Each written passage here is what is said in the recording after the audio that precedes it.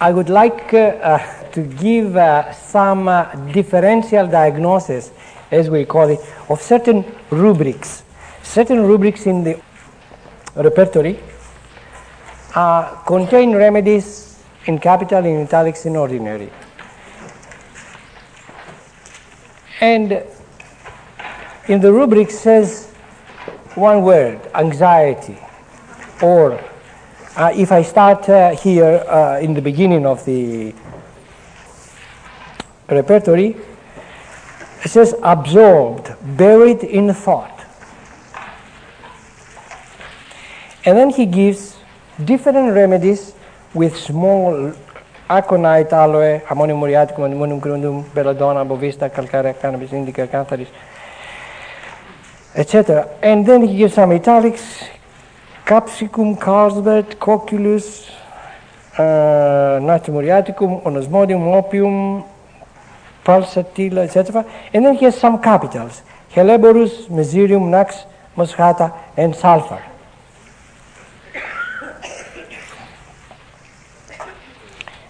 What I want to give you is the context in which this symptom may occur, and you may be able to discriminate one remedy from another from the type, from the quality of the symptom as it is given by the patient. I will try to describe the different qualities of remedies under the same rubric. And let us go to absorb, buried in thought. We see there helleborus, mesirium, nux moscata, and sulfur. How shall we evaluate, first of all, these remedies? These remedies seem to be absorbed or buried in thought.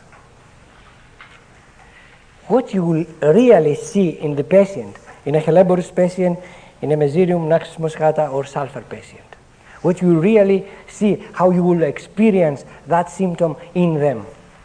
That is the question. Is it all of them that will sit like that, buried in thought? Huh? What is this? Buried in thought.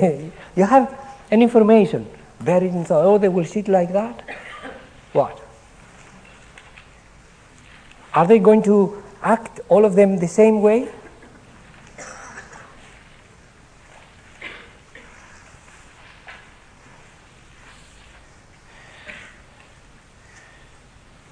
Also, something you must not forget is that this repertory necessarily makes equal everything, because it can give only one phrase, absorbed, absent-minded, or abusive. Just one word under which the different remedies will come. It cannot do justice to the individualization of each remedy and each symptom.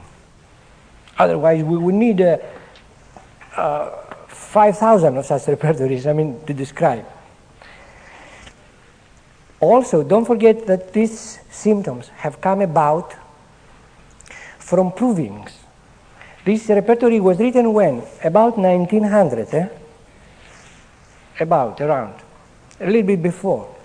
It was written basically by two or three other doctors, a team of doctors, and eventually was finalized, edited, and scrutinized by Kent.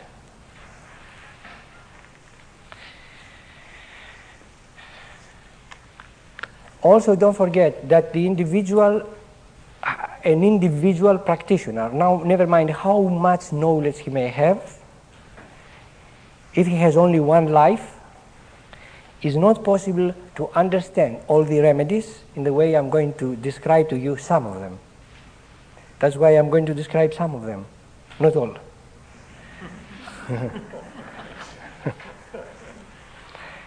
So let us start with absorbed, buried in thought, and let us see helleborus.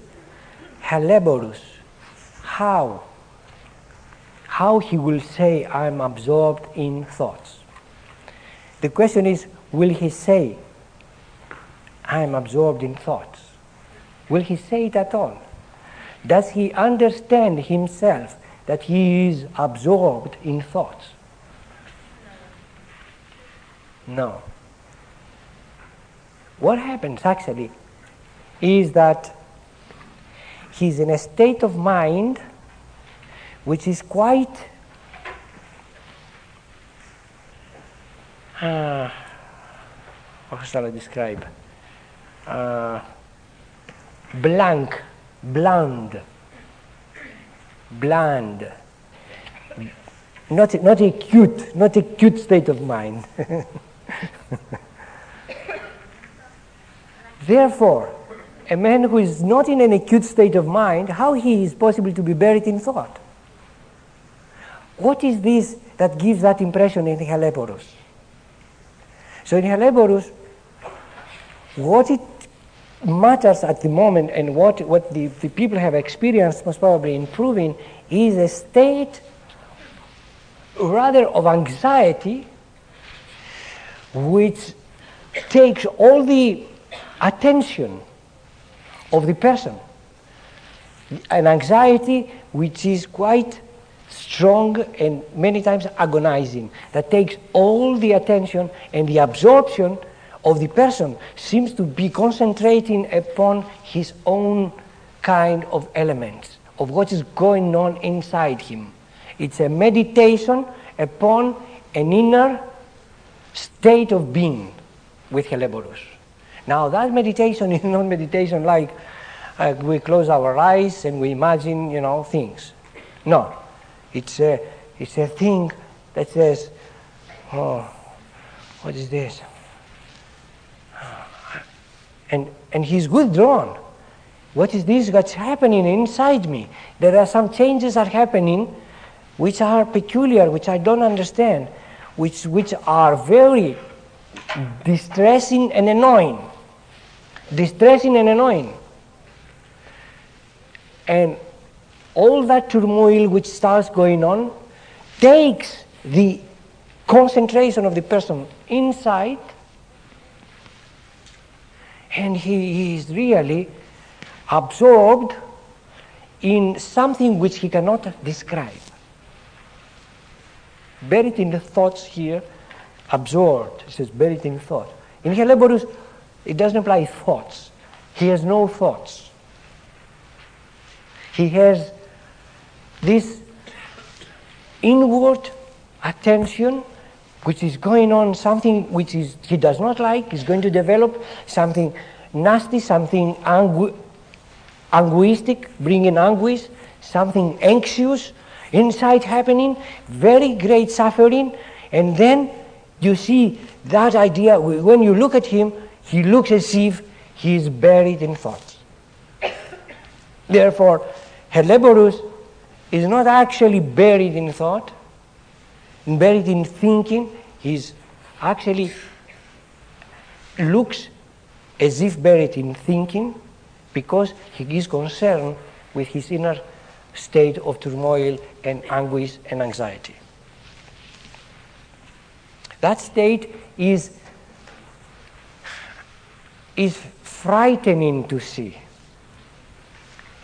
It's frightening. You understand that the person is not there, is not present. You talk to him and he's not present. He's absorbed. But you feel that the I inside has that fear, that tremendous fear that something wrong is going on inside. So buried in thought.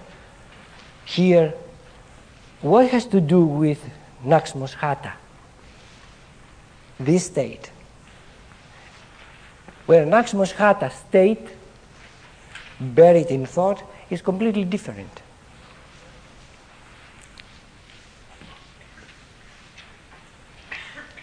In Naxmos Hata, not only there is no agony, there is no fear underneath, there is no this anguish, but in Naxmos Hata appears to have a state of pleasure, kind of ethereal pleasure, where she will go about as if she is absorbed in her mind and therefore oblivious of the environment. Oblivious of the environment. She can be doing one thing here and goes there, forgets what she was doing and why she was picking up and taking to the other place. But in a state of mind which is pleasant inside. It is not unpleasant. The only thing she realizes is that she cannot bring down the mind into ordinary everyday things. She cannot see that this is the book. This is the book. And I have the feeling of the book.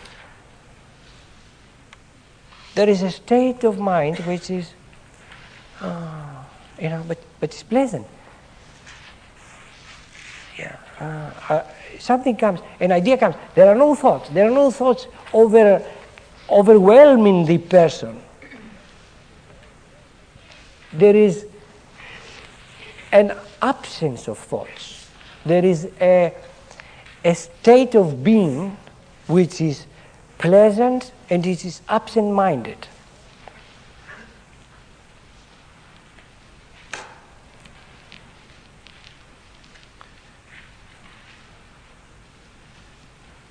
That state is opposite with the Helleborus.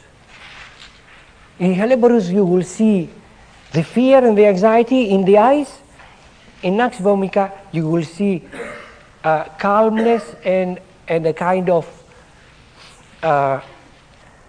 unrealistic kind, dreamy state. Dreamy is the word.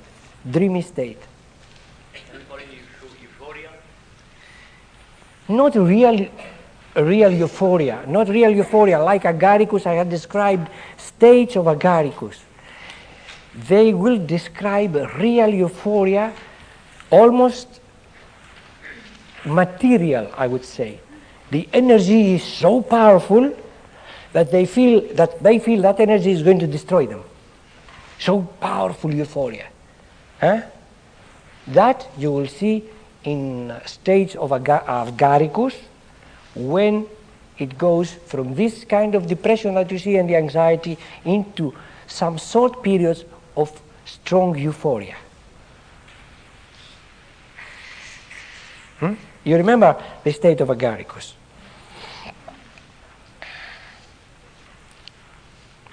So, Helleborus and Nux Vomica, they look absorbed in thoughts. They are not really. The Helleborus is very anxious. The Nux Moschata is much more ethereal and calm and just is as if somebody has taken drugs, a pleasant state where somebody has taken a little bit of cannabis or a little bit of opium or a little bit of some of these hallucinogenic drugs. The experience is not painful. The appearance is as if it is absorbed. Where with sulfur, what happens? Here, what happens with sulfur? Sulfur is really absorbed in thoughts.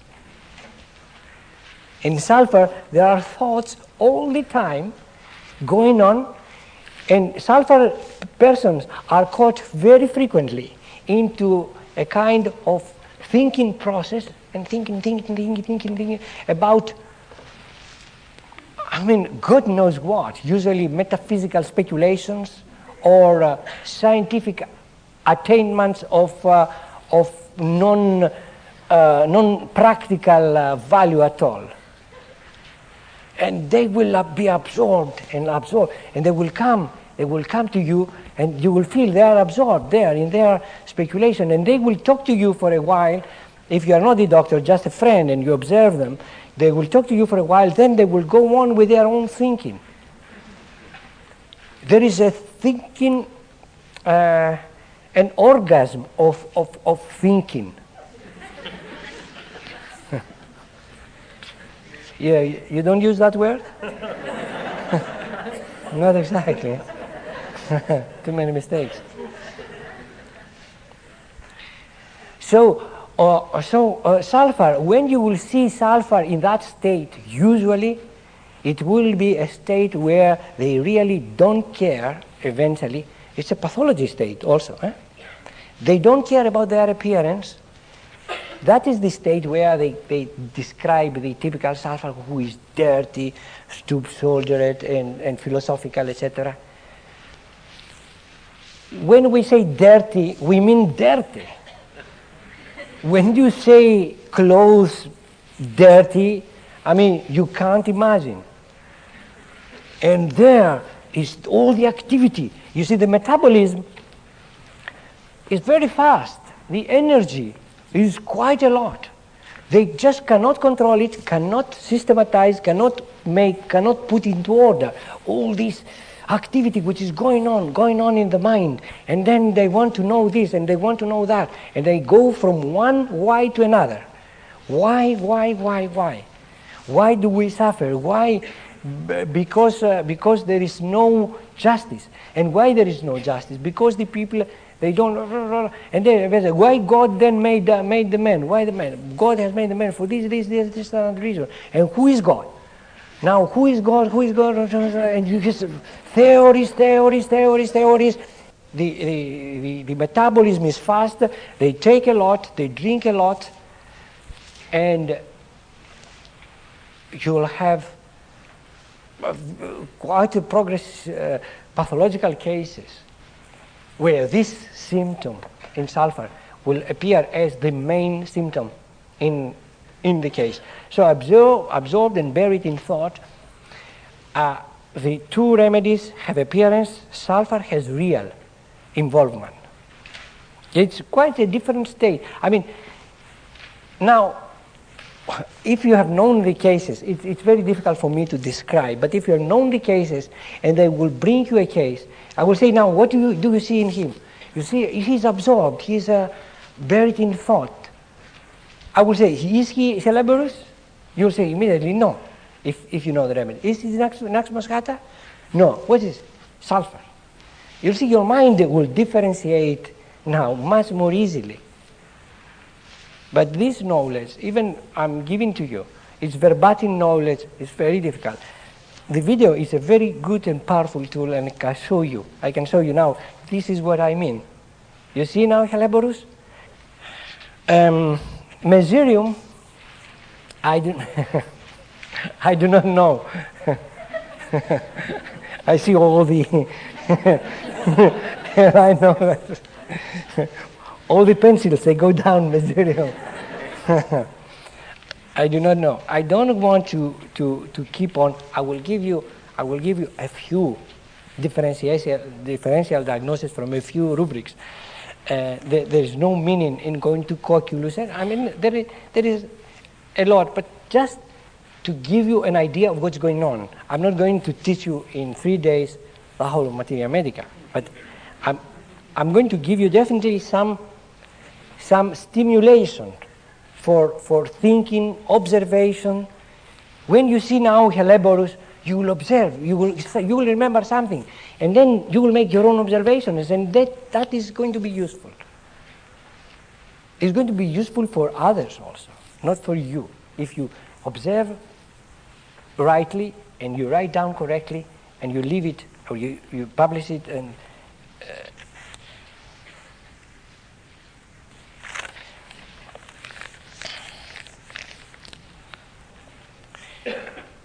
for instance, it says anger. And it says aconite, anacardium, arsenicum, aurum, bryonia, chamomilla, ignacia, heparsulfal, calcarbonicum, calcisulfuricum, lycopodium, nitric acid, muriatum, laxfomica, sepia, staphylos agria sulfur. How anger appears in these remedies? What type of anger you will see?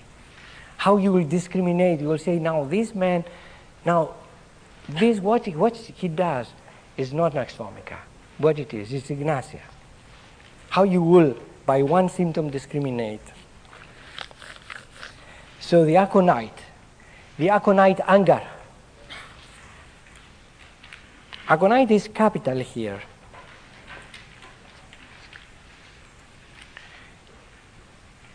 it will be an anger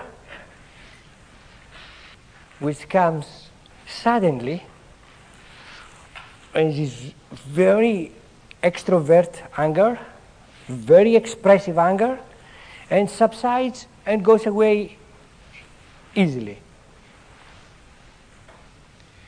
It is capital. Will you ever give or think of giving aconite first in a case where anger is the main characteristic? Say anger is the main characteristic. Will you think of aconite? No. But if they tell you that this anger is like, really like big storms, and is expressed also through the whole of the body. It's not a mental anger, eh? It's expressed through the whole of the body. The whole of the body takes care. The whole takes part in that anger, and it breaks out. And very soon, it's very shouty, very very loud. Very soon goes away. Then that pattern, it may still give you the idea of aconite. But aconite should not be here on the same level as, for instance, Nux vomica, or in the same level as chamomilla, in the same level as bryonia, even sulfur.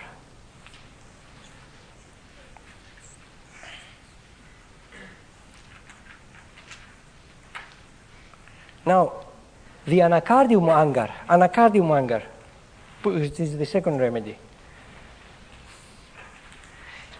it's an anger that has almost the opposite qualities of aconite. Aconite is extroverted anger, expressed, short, quick-tempered, quick to go away. The anacardium, the constitution of anacardium is such that the anger boils inside, and there is a kind of maliciousness. And that is why these people, they arrive eventually into cruelty. They can become cruel, they can inflict pain in others, in animals, etc. Now their anger will not be expressed with that force at all. It stays inside. That's why it's more vicious. And this anger always will be accompanied by swearing. Always will be accompanied with swearing. What type of swearing? Anacardium will not swear openly. I mean, verbatim. Will swear inside him, mostly. Will say words, but will not be heard, or will be heard little. So you again see the withdrawal of anger. It stays inside, it boils inside, and then eventually it expresses in other avenues which are much more malicious. So always the tendency is to swear. I mean, swear words which they come and they are so bad that they are afraid even to pronounce them. Sometimes they will do. I mean, it's not always like that. Sometimes they will say, yes, I swear, but they will say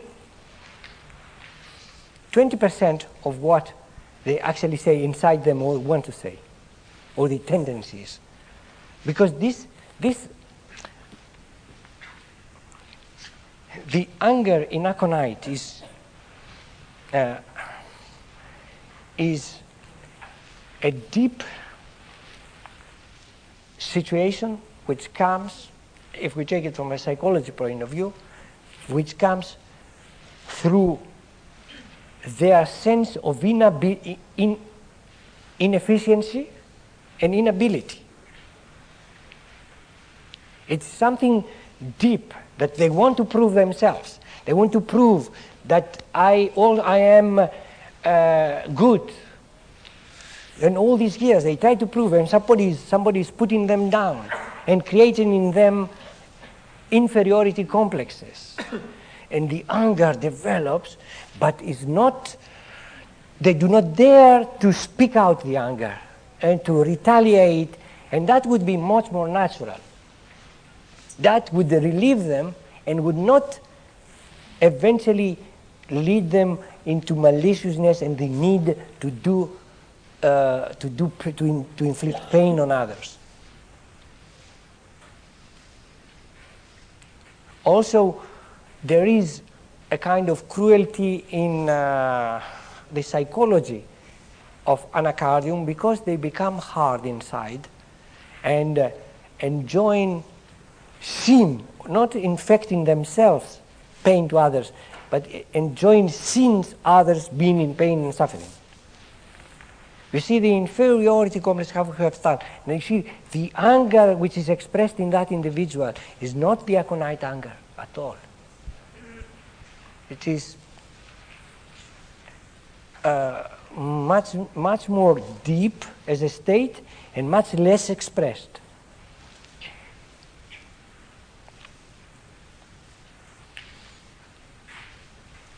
The arsenicum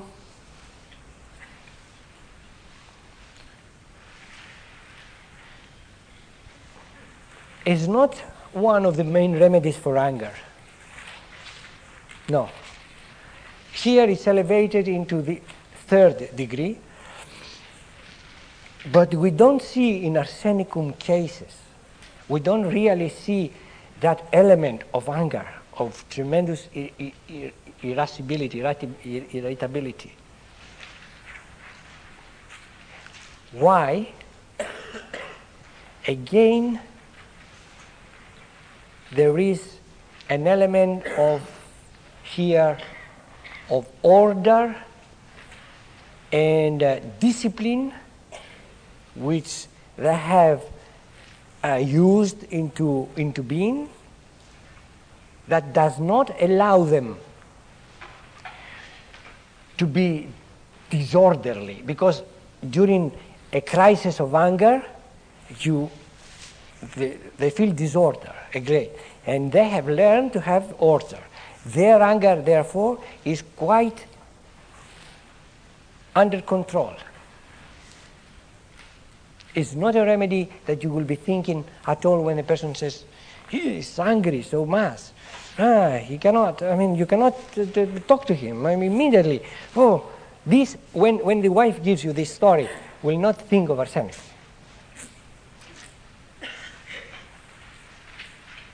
Now the anger in arsenicum is there, you see, but it's an anger which is but subdued, you know. But you will not say, finally, what made me angry? You made a mess. He wants to say, you made a mess. Aconite, what a mess you've made. The arsenicum, what a mess he has made. But will not come out with that prominent anger which we see in other remedies. So you see, more or less, a little bit, different types how they will express anger. Now we go to our aurum. Now aurum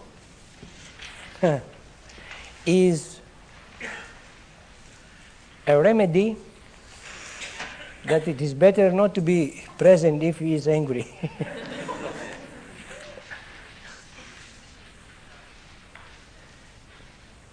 There is a kind of almost manic anger,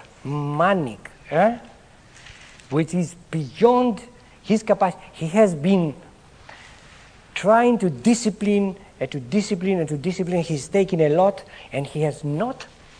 He feels he is taking a lot from the environment, from his relatives, from his relationships, from his work, and responding very calmly. But underneath, he feels he's played down. That means he is giving all the time, and in his work, I am the one actually do the work finally, because he says somebody to do something, brings him his work, what he has done. No, that's no good. He sits and does it himself. That creates a state inside, which is completely controlled. Control for 1 month, 2 months, 5 months, 6 months, 1 year, and then in the end of 1 year or 2 years, then comes the anger, the real anger. They have to be very much suppressed, and because they are in a state of depression, they cannot take a lot. You see a state of depression in a graphic way, how you will see it.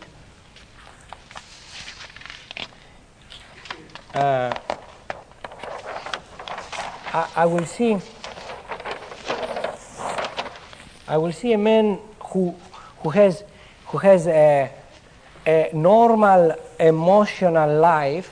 I will see him having this kind of room where all these emotions can come down up to here, can be pressed there and go back, can be pressed from that side and come back. There is a room for play. So this emotional plays, moves. Now you imagine we have described what's called aurum as a state of stillness. Still metal. Metallic state emotionally. Still. Not rigid, still. You know what's called this? Steel is called the very hard metal. The very hard metal, not the ferrum, not the steel. Yeah, that is steel.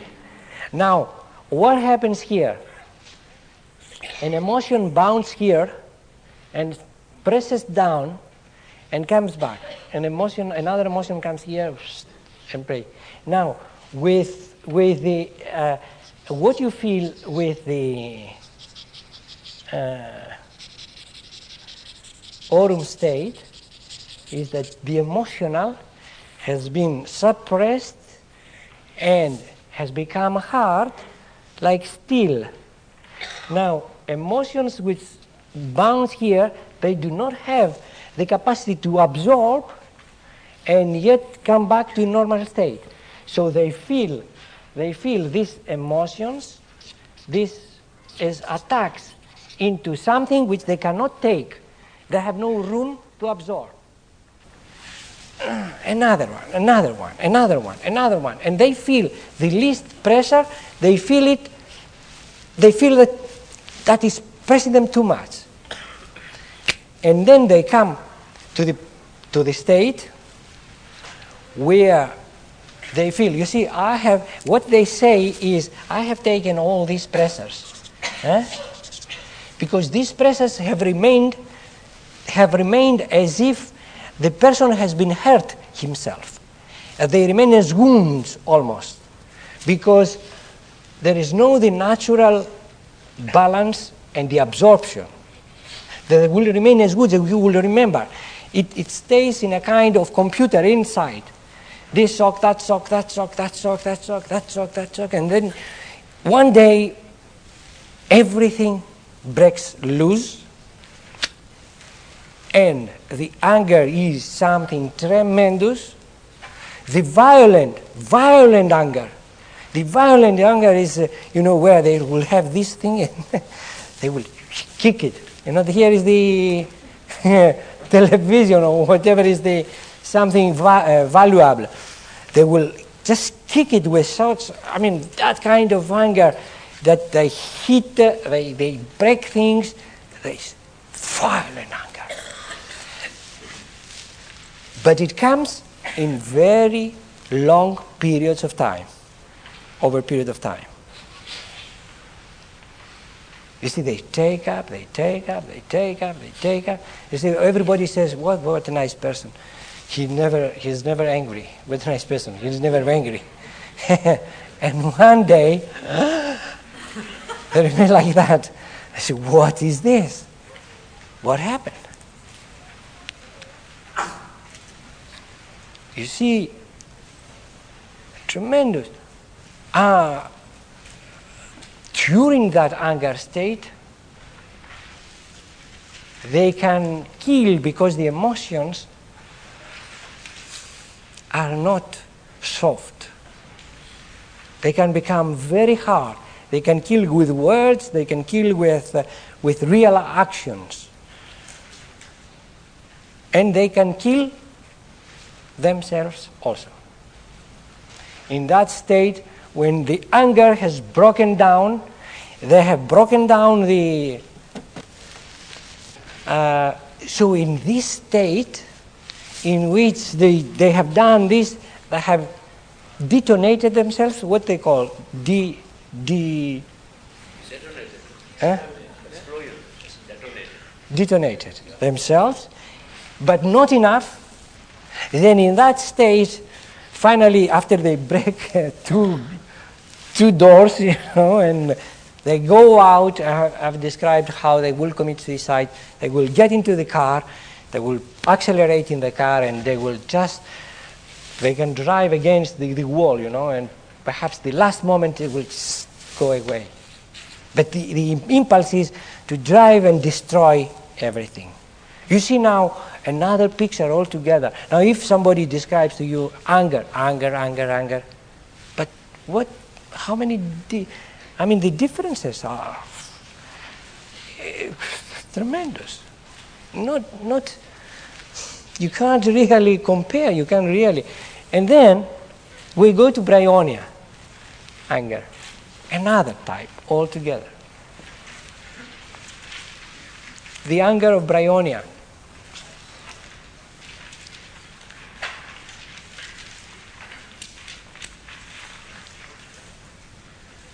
Bryonia is in capital here. Again.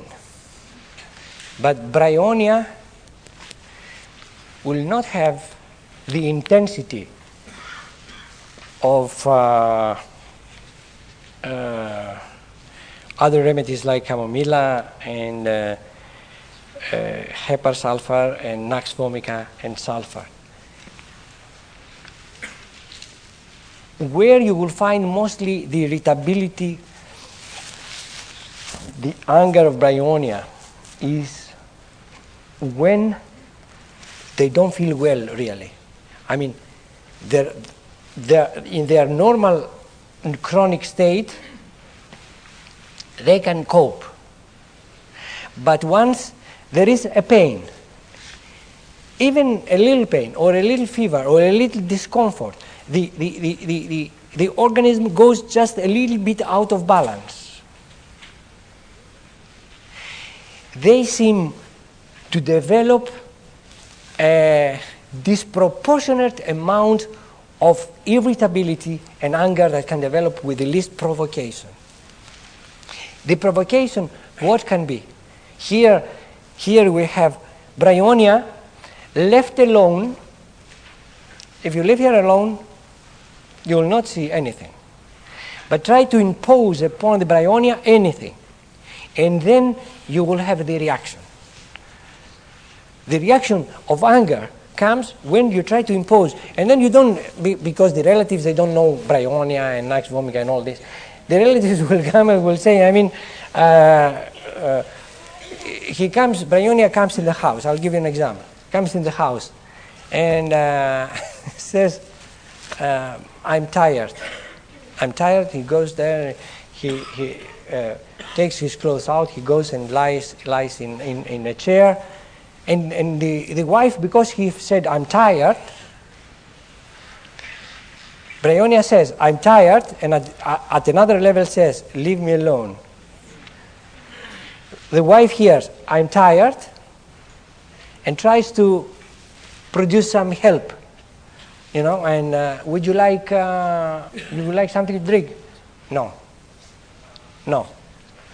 And then she insists, would you perhaps like tonight to go out? Perhaps you like to go to the cinema? She says, I said, no, And then she continues. You see, the imposition is that will bring about finally the eruption of the anger. And will say, leave me alone. I mean, I don't want to go. Then the wife. And they just need their own time for recuperation. They have to recuperate themselves. They have to stay by themselves to recuperate.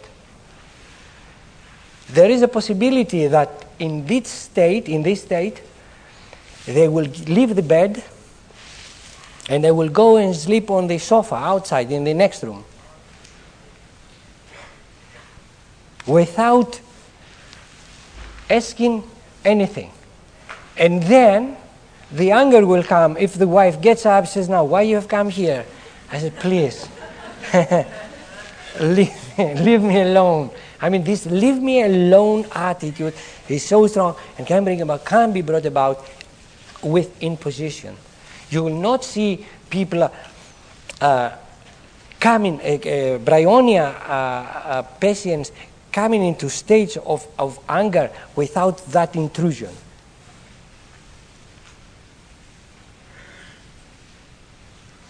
It seems that they cannot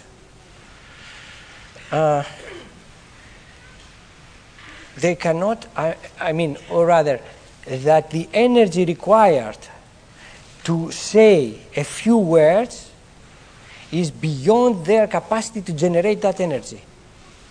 Really, to say, leave me alone, or to explain, I'm very tired, I don't want you to intrude me at all. They may explain. They feel that they do not have that energy to do that. That's why you will see the aggravation from motion in Bryonia. The same thing, aggravation from motion, everything that requires energy in a psychological way aggravates them. Any motion of the emotions, what they require, the same thing they require in the physical body, they require with their emotions. And the emotions, they want to lie down and let the emotions undisturbed, like the body. They want to lie down and leave it there. They want to leave the emotions undisturbed. And then somebody comes and says, what about going out? Oh, God, I mean, because it moves the emotions. It moves the anger. There is anger. But it won't really break out. It won't really express itself, the anger, unless there's 1, 2, 3, 4 times, then they will express the anger. Again, this is completely another idea of irritability. Huh?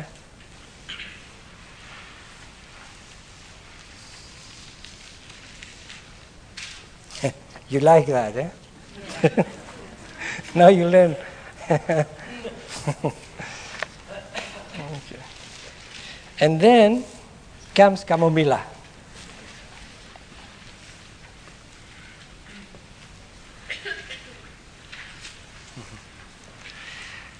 Well, Camomilla. It's interesting that what we said here with Aurum, it is the opposite in a way with Camomilla. With Aurum, the emotional part has been suppressed and has been. With Camomilla, the emotional part has been exaggerated.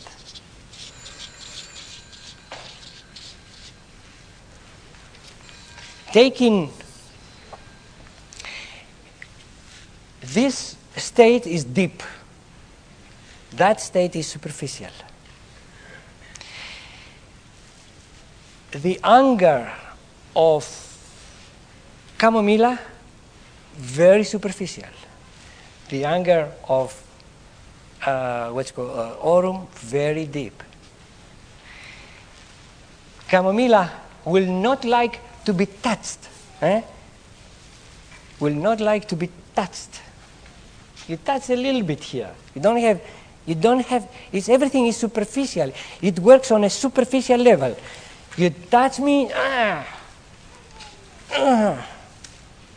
where is that touching? You see, hello, the small ones, immediately. I mean, that is the reaction of the little ones. You see, woo! that kind. Where you see all the superficial elements, I mean, touching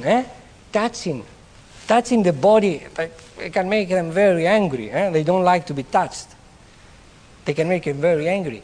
They don't like any kind of interference, so much so that this exaggeration you feel, I mean, this is exaggerating the thing, but you feel as if the emotional body, if we imagine the emotional body has an aura, in Camomilla, it's become so much. So this, which is there, annoys them because it's like coming into contact. And why this is here? I don't want. And everything, I mean, anything can disturb them. And they do not need even to have any interference. They can find interference themselves and be disturbed by things. What do you have? What do you have? What do you have? What do you want? I don't want this here, there. That annoys him. Okay, we'll take it away. What is this now? I mean, no, I don't want this. And that type. You see, superficiality, all these superficial kind of reaction gives the essence here of the anger, of the remedy. That type of anger has nothing to do. The anger, sudden, without reason, without what is wrong? But what happened? You don't know. If you look at a person who is so angry without reason, you have a patient. He's there.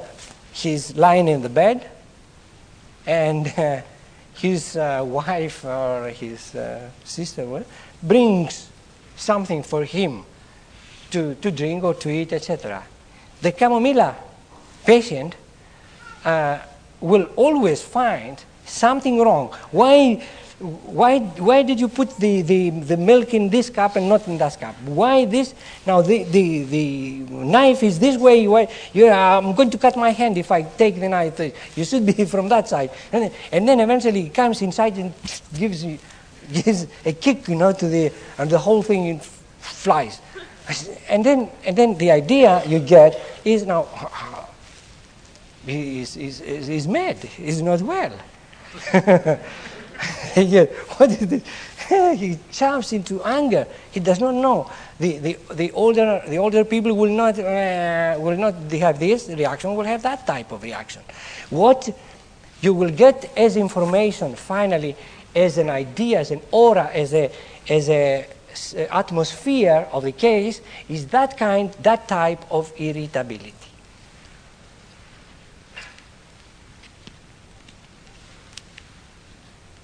That type of irritability cannot be confused again with arsenicum, with this, with that, with that. It's another aura, another. The information you get from other persons, it will describe exactly that, what I say. And then you say Camomilla, never mind, this is appendicitis, Camomilla. Don't give an all appendicitis, Camomilla.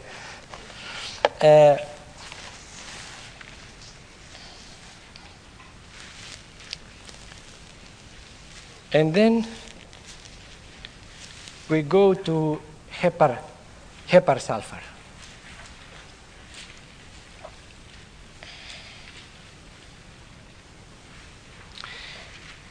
Hepar sulfur, again, should not be so much elevated as it is here in anger.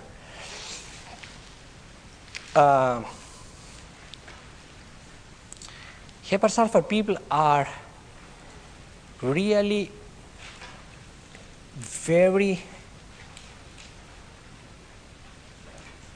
very, how can I say, sensitive people, as if there is no protection from the outside. You know, the skin, how protects? If you put something, then the skin will protect you. Hypersulfur people feel unprotected towards psychic kind of, emotional kind of influences and stresses. So there's a great element of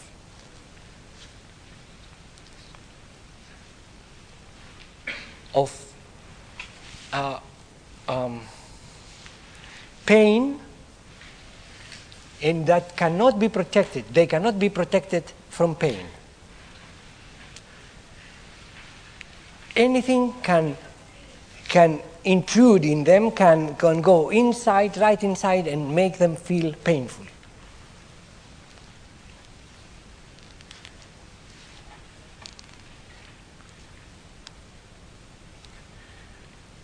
Now, the anger in those people is not going to be dramatic at all. Usually, it will come with a feeling that they are not understood by the others. That I have a kind of character anyhow that is sensitive, but that is what I am, and he cannot understand, and they feel this rawness feeling, that feeling of hurt, easy, not hurt psychologically, a feeling of unprotection. You see, if somebody cries and they think that cry is because of pain, it's almost as if they feel the pain.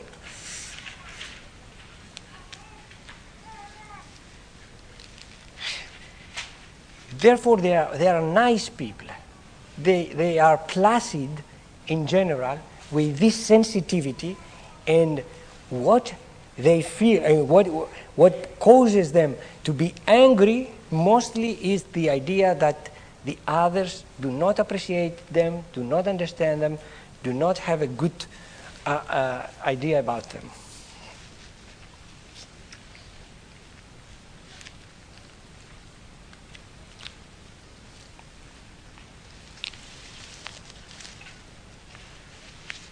Now the Ignacia anger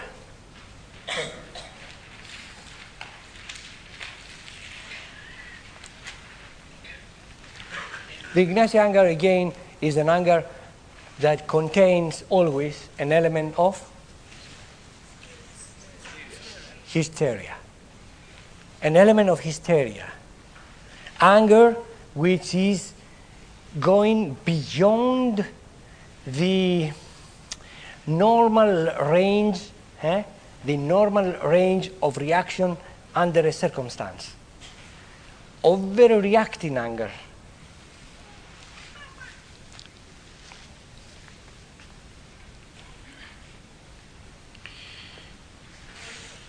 And Ignacia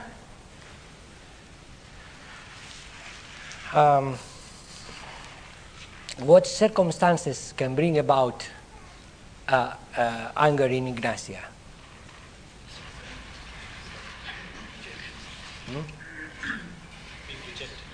Being rejected. Especially circumstances where emotionally involvement, there is emotional involvement, and they feel they are not appreciated anymore and they are not wanted. That can bring an irrational kind of anger, which is expressed mostly in some other circumstances, not in a direct relation to the people who they have offended them. After this anger is detonated on others, then they will also tell the people. Why don't they do it straight away? Because they feel that the overreaction which is inside is going to make them going into spasms and to nasty kind of behavior which will absolutely ridicule them in front of the other person. They have instinctively that they cannot control the emotion and the anger which is going to come out, and they therefore avoid to have a scene, direct scene against some other with the person who are really involved. So with Ignacia, there is a tendency to hold back anger because of the idea that they are going to be ridiculous if they let themselves go into a state of anger. If they do go, then there is an element of hysterical element in anger which makes them really overreacting and in a way really being looking kind of ridiculous.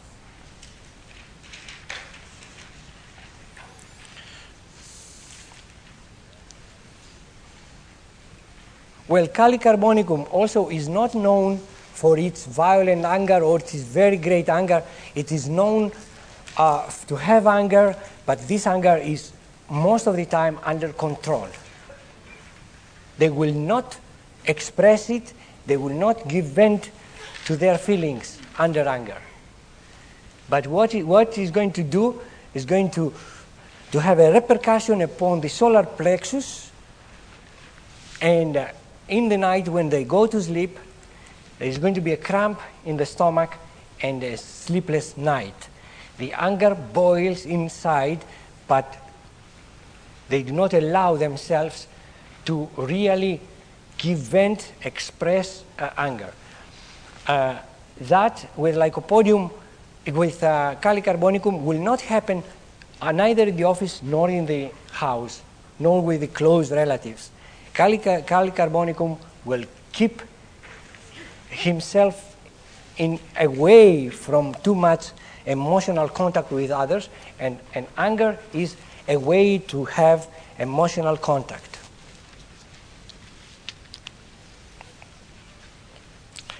Lycopodium, now Lycopodium is a strange character, as you know, that will not show anger, will not produce anger at all in circumstances where unfamiliar. That means in his work, in other situations. Here we may have Lycopodiums. They are angered for some reasons. They will not say where, they will not show anything. They will try to be nice and to say something which is good for others and things like that. And the public relation, people, public relations. And then when they go to their private relations in the house, then all the anger is taken away. And what type of anger it is? It is usually the idea that I am the master here, you know. They have to know that I am the boss. Huh? Did you understand that? Boom, blowing thing. And they really take it out from their very close people who are around them.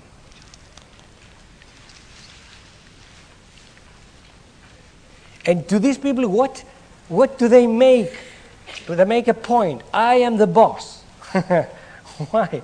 Because this comes from the fact that they feel in their work that they are never having the courage to face the challenges and be really the boss.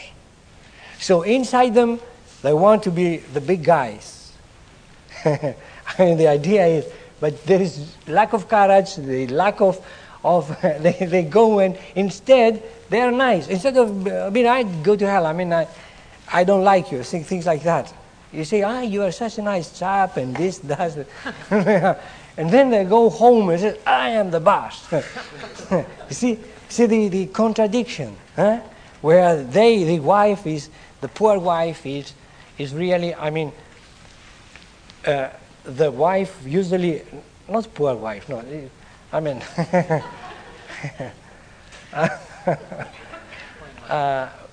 sometimes the poor wife, because usually lycopodium are emotional people, and also people of enjoying, liking and enjoying sex.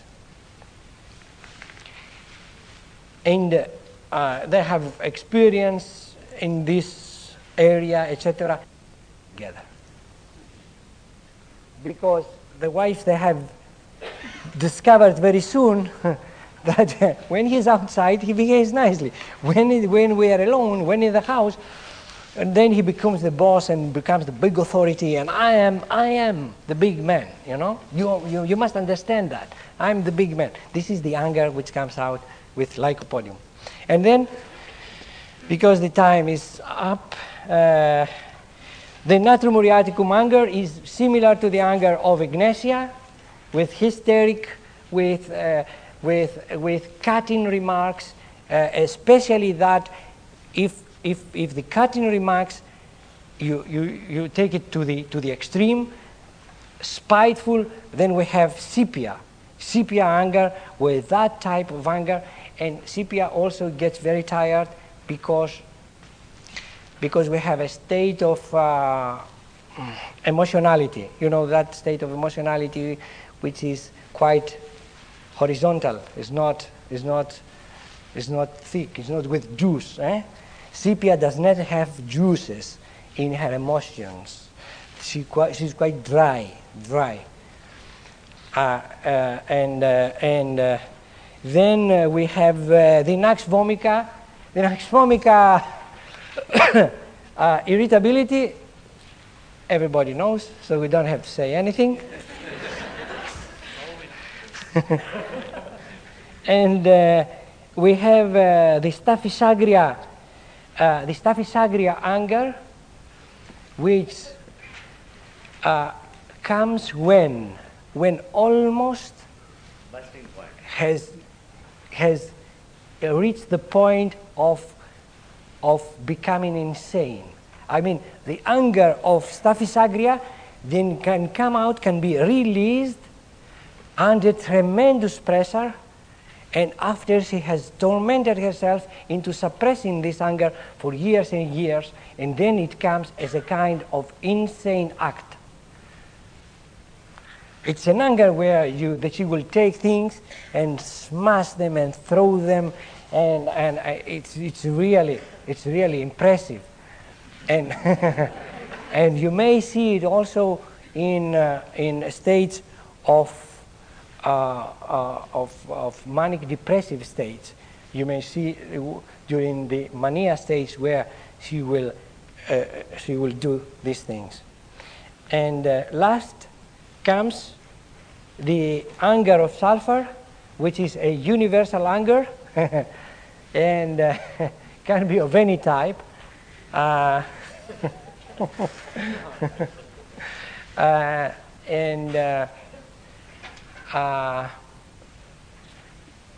it's interesting that sulfur can be so philosophical, and having all these kind of spiritual also beliefs, and will teach others. Sulfur becomes the guru, very easily, becomes the guru, because he likes, it's the ego, you know. He likes people to, what's called, to adore him, because the ego. And he has also ideas, and that's why he becomes the guru. And also he has philosophical and spiritual kind of ideas. But when it comes to anger, people will be amazed to see how this man he has all these ideas, and he was talking all these spiritual things, etc., etc. Then suddenly, when something happened, he blew up. Sulfur is an extrovert and will express anger, will say what they think about the situation, and will not be intimidated by any other circumstances very easily.